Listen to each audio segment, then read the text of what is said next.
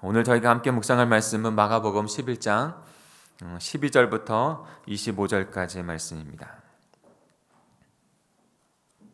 마가복음 11장 12절부터 25절까지의 말씀입니다. 노트 페이지는 118페이지네요. 마가복음 11장 12절부터 25절까지 제가 한 절, 여러분이 한 절 교독하시겠습니다. 제가 먼저 12절을 읽겠습니다. 이튿날 그들이 베다니를 떠나갈 때 예수께서는 시장하셨다.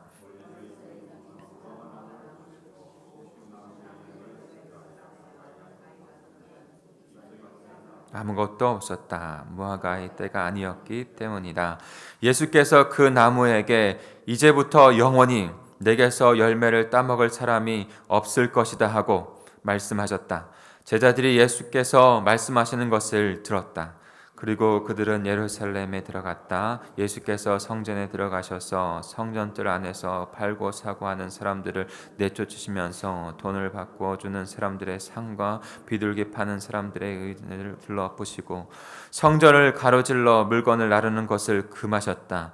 예수께서 가르치시면서 그들에게 말씀하셨다. 기록된 바 내 집은 만민이 기도하는 집이라고 불릴 것이다 하지 아니하였느냐. 그런데 너희는 그곳을 강도의 소굴로 만들어 버렸다. 대제사장들과 율법학자들이 이 말씀을 듣고서는 어떻게 예수를 없애버릴까 하고 방도를 찾고 있었다. 그들은 예수를 두려워하고 있었던 것이다. 무리가 다 예수의 가르침에 놀라고 있었기 때문이다. 같이 읽습니다. 저녁 때가 되면 예수와 제자들은 을의 성 밖으로 나갔다. 아멘. 다시 한번 쭉 읽으시면서 오늘 두 가지 사건을 우리에게 말씀해 주고 계신데 두 가지 사건 가운데 어떠한 말씀을 우리에게 주고 계시는지 오늘 깨닫고 묵상하며 나가길 좋겠습니다. 같이 묵상하겠습니다.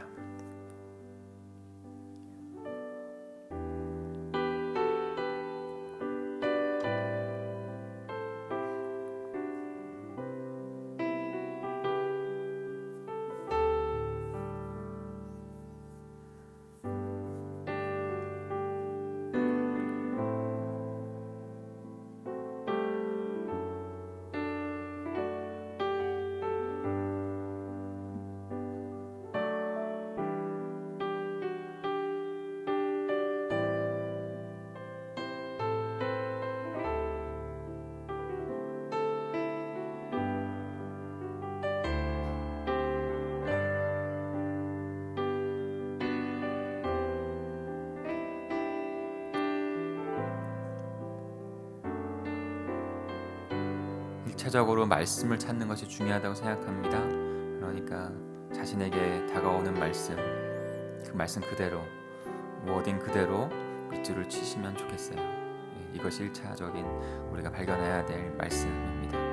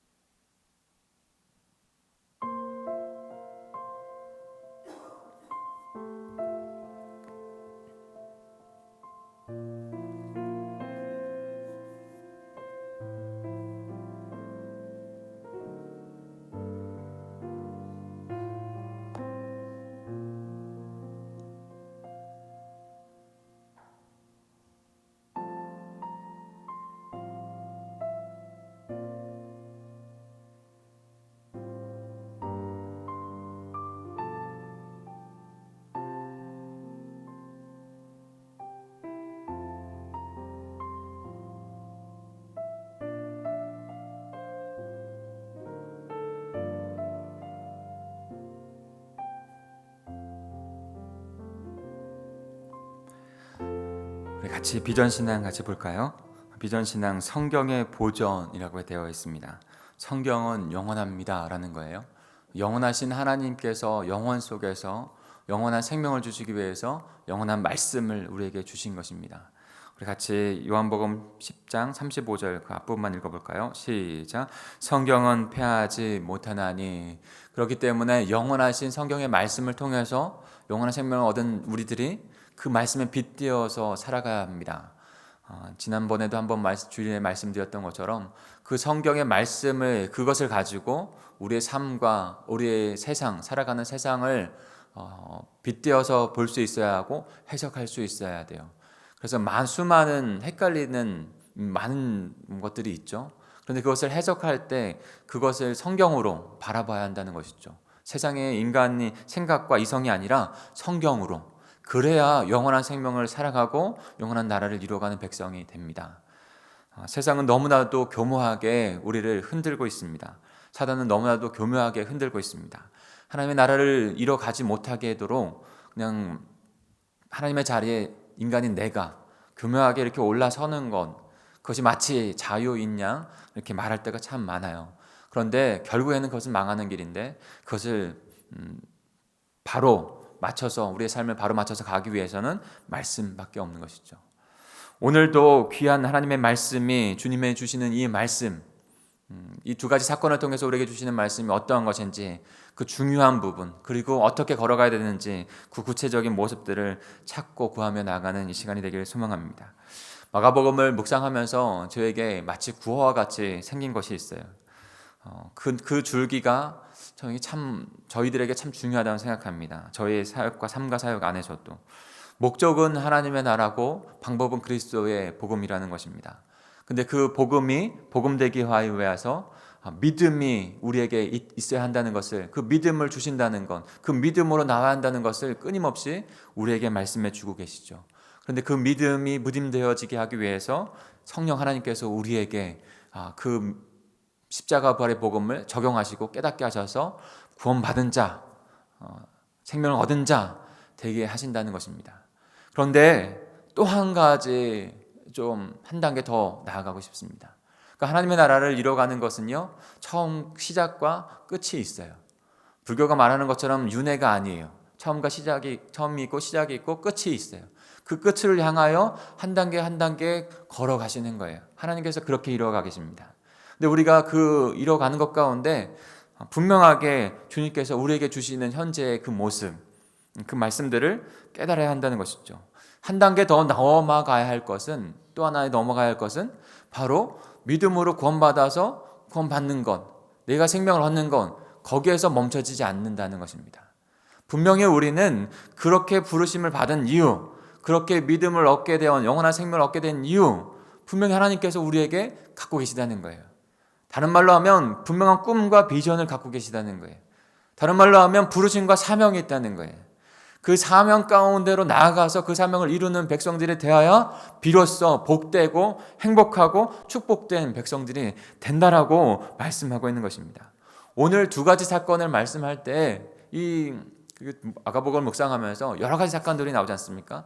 여러 가지 사건들 가운데 겹쳐지는 사건들 가운데서는 한 가지 중요한 부분들을 말씀하고 있는 경우들이 많고, 또한 또 이것이 여러 가지 사건일지라도 하나님의 나라, 그것을 이뤄가는 그 방법의 모습들을 우리에게 말씀해 주고 계시다는 것을 분명히 깨닫습니다. 오늘 두 가지 사건이 나오는데 하나는 무화과 사건이죠. 무화과나무 사건. 그리고 또 하나는 성전 정화 사건이라고 합니다. 무화과나무 사건과 성전 사건이 정화 사건이 무엇을 의미하고 있는가?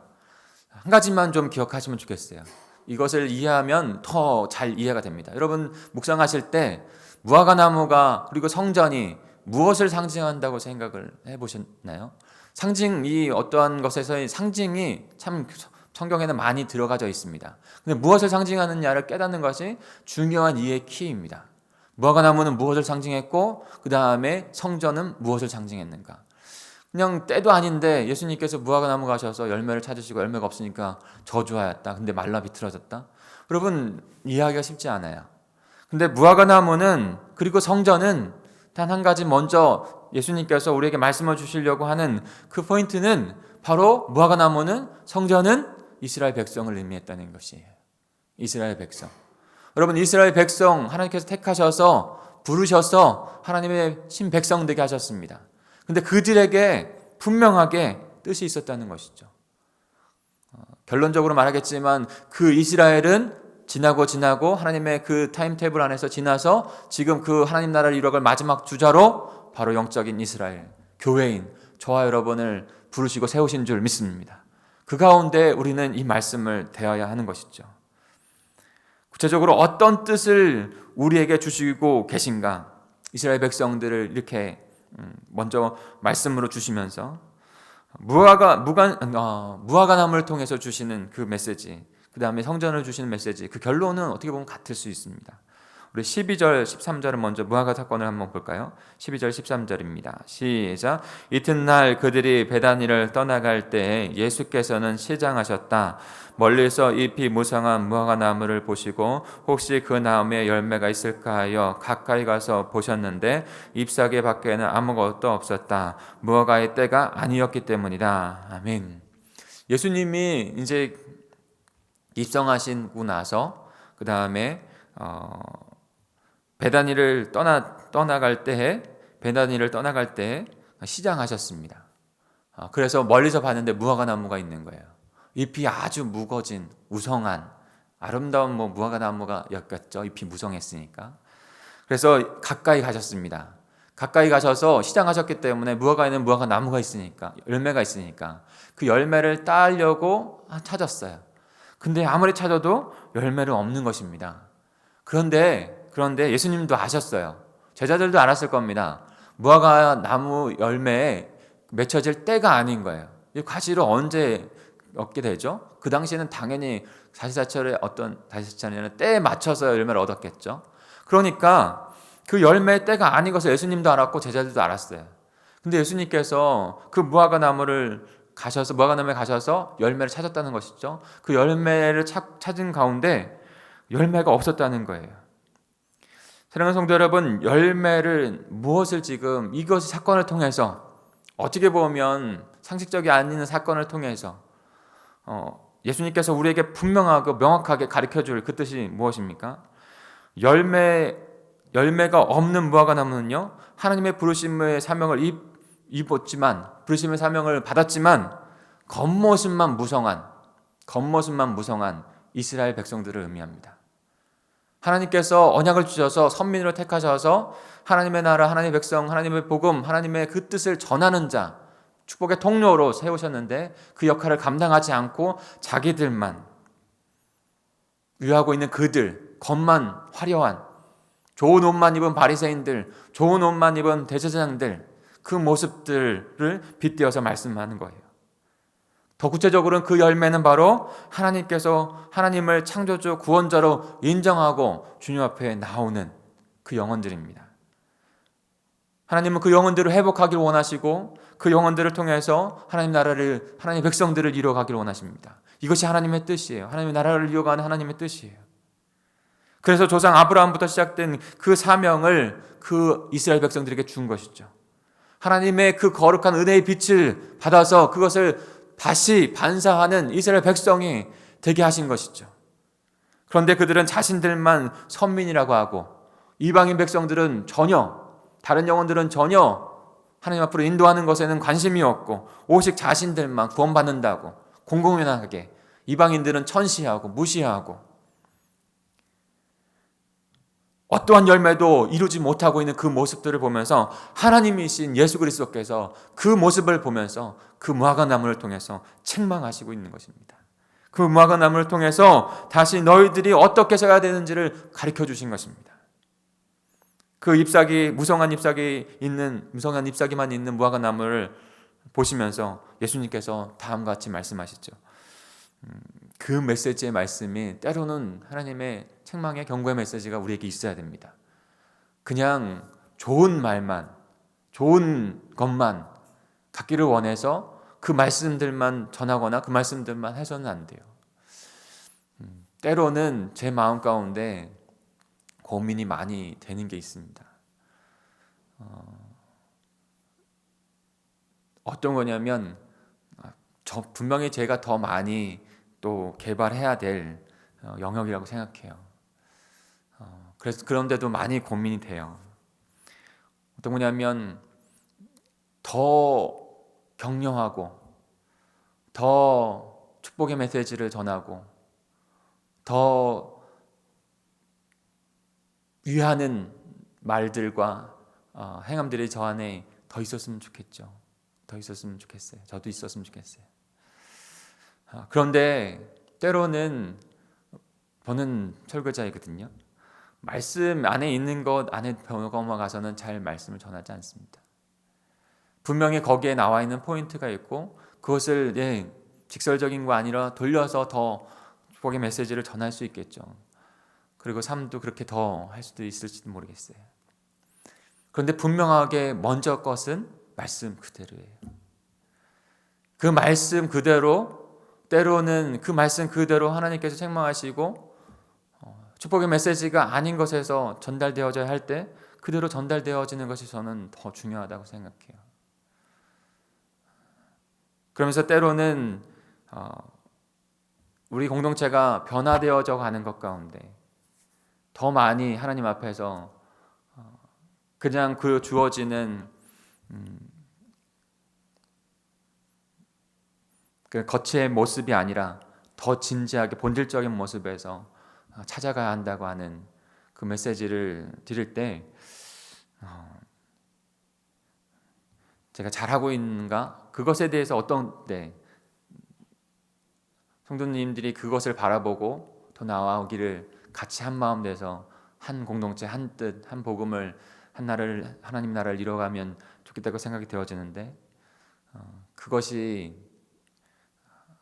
잘 되어지지 않을 때 뭘까 하는 생각을 합니다. 어떻게 해야 할까?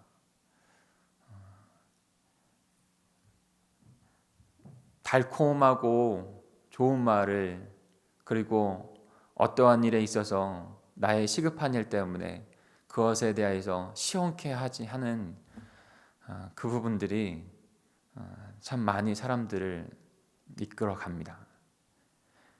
근데 저는 사실 잘 못하겠어요. 제가 잘 하지 못하는 부분이에요. 그래서 쉽게 더 많이 어떤 것에서 그런데 고민을 많이 해요. 기도원 가서도 고민하는 것이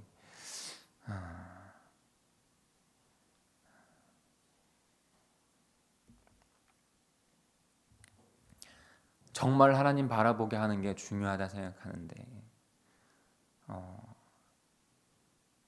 필요와 그 사람의 성도들의 필요와 그 다음에 위로하는 것, 좋게 보여지는 것, 그것을 더 많이 해가야 하는 것인가? 정말로 사람이 아니라 하나님 바라보게 하는 것이 중요한 것인가? 담임 목사도 바라봐야 할, 하나님보다 먼저 바라봐야 할 사람이 아니라 어떠한 사람도 하나님을 바라봐야 하는데 하는 생각을 또다시 하게 됩니다. 나의 부족함도 저도 생각을 하고 또 하나 우리가 가야 할 방향도, 제가 어떻게 사역해야 할 방향도 그것이 다 틀리지 않았다고 저는 다시 생각을 하게 돼요. 하나님이 아니라, 하나님의 말씀이 아니라 인간에 멈춰져 있는 것이 아니라, 그러면서 다시 어떻게 해야 할까? 그럼에도 불구하고 하나님 앞으로 나오지 못하는, 사람 때문에 나오지 못하는 영혼들이 있다면 더 나가서 위로하고 또 격려하고, 아직까지는 그렇게 격려하고 위로받아야 될 성도들이니까요. 거기서 더 올라와서 그저 현재 삶 안에서 위로받고 격려받는 것에 만족하는 거 아니라 시급한 상황 때문에 기도하거나 기도하지 않거나, 사람 때문에 기도하거나 기도하지 않거나, 그 모습이 아니라 참되게 하나님을 바라볼 수 있는 영혼들이 됐으면 좋겠다. 근데 그 연약함도 때로는 그 상태에서 바라봐야 한다라는 생각을 다시 하고 왔습니다.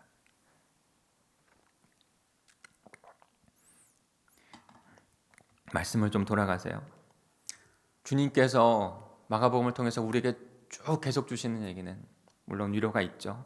그러나 분명히 경고의 메시지. 왜요? 우리를 살리기 위해서. 살려야 하니까. 살려야 하는 그 경고의 메시지를 우리가 분명히 들어야 됩니다. 그리고 경각심을 갖고 하루하루 걸어가야 합니다.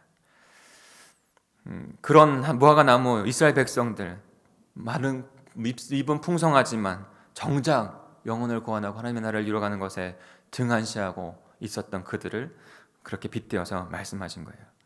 그러면 15절부터 16절까지 우리 성전을 통해서 어떠한 말씀을 보다 적극적으로, 이제는 그냥 무관심한 게 아니고요, 보다 적극적으로 그 하나님의 나라 영원함을 해방하고 있는 그들을 우리는 바라볼 수 있어야 합니다. 우리 15절 16절 읽겠습니다. 시작. 그리고 그들은 예루살렘에 들어갔다. 예수께서 성전에 들어가셔서 성전들 안에서 팔고 사고 하는 사람들을 내쫓으시면서 돈을 바꾸어 주는 사람들의 상과 비둘기를 파는 사람들의 의지를 둘러엎으시고 성전을 가로질러 물건을 나르는 것을 금하셨다. 아멘. 의자죠. 의자를 둘러엎으시고 말씀하십니다. 예수님께서 예루살렘 성전에 들어가셨습니다. 무화과나무 사건 이후 바로. 근데 성전 뜰 안에 들어가셨어요. 성전과 성전 뜰 안이라는 그런 부분들이 나타나죠. 거기에서 비둘기를 파는 자들, 다시 말해서 성전에 와서 예물을 사서 예물을 지금 재물을 드리려고 하는 그 사람들을 목격하게 된 것입니다. 여러분, 예물을 사서 예물을 드리는 거 그거 당연한 거 아닌가요? 당연히 그때 당시에는 성전에서 예배를 드린다고 하는 것은 그 재물을 들여서 예사를 드린다는 얘기거든요. 근데 많은 사람들이 멀리서 왔어요. 그러니까 양과 비둘기 같은 것을 데리고 올 때도 흠집이 생기고 이렇게 됐거든요. 그러니까 많은 사람들이 와서 성전에서 샀어요. 흠 없는 것을 드리기 위해서. 그런데 그것이 잘못됐나요? 아니요, 잘못된 거 아니에요. 드릴 수 있어요. 그런데 왜 예수님께서 이와 같이 분노하셨는가? 분노의 이유를 알아야 돼요. 그러니까 그 분노하신 이유 안에서도 차등이 있어요. 예물 드리고 예배하는 거, 그것은 당연하게 좋은 것이에요. 하나님께서 원하시는 바죠. 그런데 그거보다 더 어떤 것이 있기 때문에 예수 그리스도, 하나님의 예수 그리스도께서 성정을 하셔서 상을 둘러엎으시는 그런 모습을 보였지 않습니까? 그리고 그 모습 가운데 대제사장과 바리새인들이 분노하고 나중에는 예수님을 죽이려고까지 하는 마음을 갖게 된 것이죠. 무엇일까요? 성전의 의미는 무엇입니까? 성전의 의미는 하나님의 임재를 상징하였고, 후에는 그리스도의 몸을 상징하였고, 그리스도인들을 상징한 것이죠. 모세의 장막이나 다윗과 솔로몬의 그 성전, 이제 정착해서 성전 건물을 지었지 않습니까? 모두 다가 하나님의 임재를 상징했어요. 그 임재를 상징한 것에서 이스라엘 백성을 통해서 그 성전 성막을 통해서 무엇을 증거하려고 하는가? 바로 창조주 하나님, 구원주 하나님을 나타내려고 하는 거예요. 이스라엘 백성을 통해서 그 성전을 중심으로 해서 살아가는 이스라엘 백성을 통해서 그 창조주, 구원주 하나님을 나타내서 모든 열방이 하나님 앞으로 나오게 하는 그 일들을 하기 위해서 성전을 세우신 것이에요. 그 이스라엘 백성들을 세우신 것이에요. 그런데 지금 그들이 그것을 잃어버리고 있는 모습을 지금 하고 있기 때문이에요. 성전에서 많은 성전세가 나왔어요. 많은 재물을 판 것에서 이익이 나왔어요. 거기에서 하나님을 바라보지 못하고 바알 제사장들과 그 유대인들은, 서기관들은, 그 성전 맡은 경비대장들은 모두 다 그 성전에서 오는 것, 그 유익만, 자신들의 해가야 할 사명은 잃어버린 채, 신약의 마지막 주자로 그리스도인들, 교회를, 저와 여러분을 성전으로, 하나님이 거하시는 거룩한 전으로 삼으신 것이죠. 사명은 같습니다. 사명은 같아요. 이제 하나님의 나라의 복음, 생명의 복음이 우리에게 있으니 그 복음을 전하고 그들을 주님 앞으로 인도하는 그 귀한 사명을 저희들이 가진 것이에요. 그런데 그 성전 안으로 가셔서 성전 뜰이라는 곳을 가셨잖아요. 왜 더 분노하셨는가? 그 부분을 조금 더 말씀드리고 싶어요. 성전 뜰 안에는 세 가지의 뜰이 있습니다. 성전에는 이방인의 뜰이 있고요, 여인의 뜰이 있고요, 그 다음에 이스라엘의 뜰, 그 다음에 성소와 지성소가 있어요. 이렇게 성전이 나눠져 있어요. 그런데 여인의 뜰에서는 우리가 알듯이 두렙돈을 드렸던 가난한 과부의 두렙돈 그 사건이 있는 곳이고, 그 다음에 더 전에 이방인의 뜰이 있는데, 이방인의 뜰은요 모든 이방인들에게 열려져 있는 거예요. 지금 이스라엘 백성들이 자기들이 선민이라고 생각하고 이방인들은 구원받지 못한다고 하는 것을 벽을 쌓아서 그들을 무시하고 하는 것이 아니라, 하나님께서 주시는 성전의 월 의미는 이방인들도 다 하나님 앞에 나와서 은혜 입을 자, 그 하나님의 나라를 지금 계속 이뤄가고 계시는 것이라고요. 그런데 그 성전세를 바꿔서 그 재물을 사서 그렇게 하는 그곳이 바로 이방인의 뜰이었어요. 그 이방인 뜰에 수많은 유대인들이 같이 와서 사고 파는 것으로, 이방인들은 접근하지도 못하게 하고 들어오지도 못하게 하는 그런 상황들을 만들고 있는 그 모습을 보면서, 자신들의 유익을 위해서 영혼 구원함에 하나님의 나라를 이뤄가는 것은 도저히 관심 없는 그들을 보면서 예수님께서 성정이 일어나신 거예요. 그 부르심의 사명을 잃어버린 그들을 바라보면서 그 성전을 그래서 헐라라고 말씀하신 이유도 바로 그것이에요. 17절을 같이 읽어볼까요? 그런 그들에게 예수님께서 말씀하십니다. 같이 읽겠습니다. 시작. 예수께서는 가르치시면서 그들에게 말씀하셨다. 기록된 바 내 집은 만민이 기도하는 집이라고 불릴 것이다 하지 않았느냐? 그런데 너희는 그곳을 강도의 소굴로 만들어버렸다. 아멘. 예수님께서는 만민이 기도하는 집이라고 말씀하고 계십니다. 여러분, 방점이 만민에 있으셨으면 좋겠어요. 만민, 모든 하나님의 창조하신 그 영혼, 하나님의 형상으로 창조하신 그 영혼, 잃어버린 영혼, 그 하나님의 영혼들을 주님은 구하기를 원하십니다. 찾기를 원하십니다. 그러기에 이 땅 가운데 오셨고 십자가의 일을 걸으셨고 십자가를 지셨어요. 그 일들을 이뤄가는 것이 하나님의 뜻이에요. 그 일을 위해서 이스라엘 백성들을 세우신 것이고 성전을 세우신 거예요. 그래서 성전인 이스라엘 백성들이 그것을 까마득히 잃어버리고 자신의 유익과 안전 안에서만, 자신의 욕심 안에서만 멈춰 있는 그들을 보면서 성전을 나이신 것이죠. 만민 하나님의 잃어버린 영혼들을 향한 하나님의 나라 성전이 되어야 되는 것인데, 사랑하는 성도 여러분, 저와 여러분도 그렇게 부르셨어요. 저와 여러분을 복되게 부르시고 모든 족속이, 창세기 12장 3절 2, 3절 하나님의 백성이 너가 되게 하겠고 너를 통해서 모든 족속이, 잃어버린 하나님 영혼들이 주님 앞에 나와 복된 또 백성이 되게 할 것이다. 그 언약을 주시면서 하나님의 백성으로 인도해 가십니다. 사랑하는 성도 여러분, 저와 여러분, 우리 공동체가 바로 하나님이 거하시는 성전인 줄 믿습니다. 하나님의 백성이면 누구나 하나님 앞으로 나와 하늘의 영원한 생명을 얻는 그 축복의 통로가 되어야 되는 것이 바로 교회인 줄 믿습니다. 저와 여러분에게도 분명히 이 사명이 있어요. 믿음의 생명을 얻는 것, 여기서 멈추면 안 돼요. 주님 앞에 더 나아가 주님이 주시는 부르심, 그 사명까지 분명히 나아가야 합니다. 그래야 하나님의 나라, 그리스도의 복음, 온전한 믿음을 가지고 성령께서 인도하시는 그 복음의 삶을 주님이 오실 그날까지 이루어갑니다.